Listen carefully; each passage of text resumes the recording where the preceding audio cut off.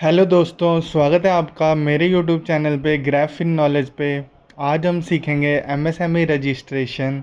तो दोस्तों स्टार्ट करते हैं।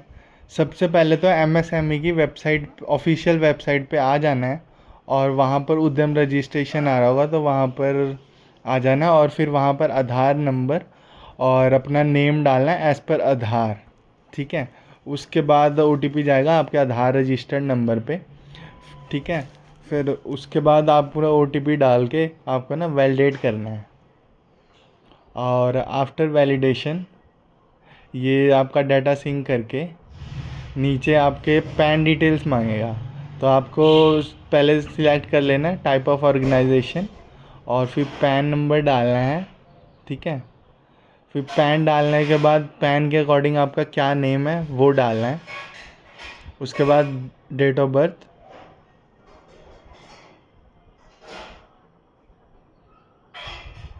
और फिर आपको पैन वैलिडेट कर देना है डाल के।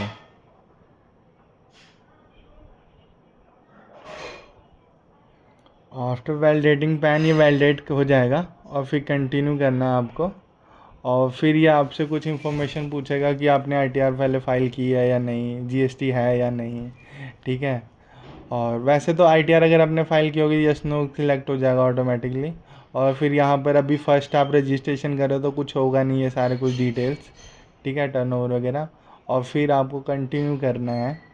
कंटिन्यू करने के बाद आपको पैन से ऑटोमेटिक आ जाएगा। मोबाइल नंबर और ईमेल आईडी डालना है। ठीक है। नेम ऑफ एंटरप्राइज भी डालना है आपको, फर्म का क्या नेम रखना है आपने। ठीक है। उसके बाद आपको कैटेगरी चूज़ करनी है, जेंडर चूज़ करना है, स्पेशली एबल्ड हो या नहीं हो। ठीक है।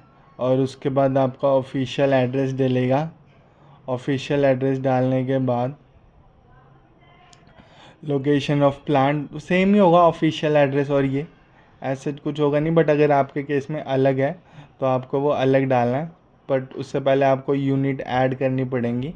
तो यूनिट ऐड कर लिया आपने एंटरप्राइज और फिर उसके बाद यहाँ पर आप अपनी एड्रेस की डिटेल्स डालोगे और उसके बाद ऐड प्लांट करोगे आप। ठीक है। ऐड प्लांट करने के बाद अगर तो आपने इससे पहले कोई आधार एमएसएमई रजिस्ट्रेशन कराया था किसी और उसके अंदर तो आपको वो डिटेल्स डालनी है। अगर नहीं है, मेरे केस में नहीं है तो मैंने एनए डाल दिया है। और डेट ऑफ इनकॉर्पोरेशन, कब से आपने फर्म स्टार्ट किया, बिजनेस स्टार्ट हुआ है या नहीं हुआ। अगर हुआ है तो डेट ऑफ कमेंसमेंट क्या है। ठीक है। वो डालने के बाद डेट ऑफ कमेंसमेंट डाल दिया मैंने। उसके बाद आपको बैंक डिटेल्स डालनी है। आप अपने अपने बैंक डाल सकते हो, सेविंग वो बेस्ट रहेगा, या अगर फर्म है तो अपने फर्म का बैंक अकाउंट डालेगा यहाँ पर।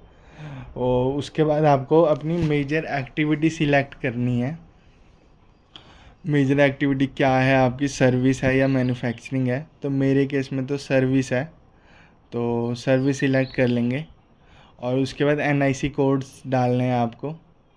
एनआईसी कोड ये सर्च करने के बाद जैसे मेरे केस में जो है मैंने डाल दिया other professional scientific and mind. ये 2 डिजिट 4 डिजिट और 5 डिजिट तीनों का डलता है। फिर ऐड एक्टिविटी कर देंगे, ये नीचे एक्टिविटी ऐड हो गई।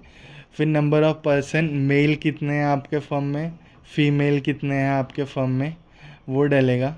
अदर्स कोई है तो वो डाल दो। और उसके बाद आपको ये सिलेक्ट करना है आपको इन पोर्टल्स पे रजिस्ट्रेशन लेना है या नहीं। मुझे नहीं लेना किसी भी उस पर, तो फिर मैंने नो करा।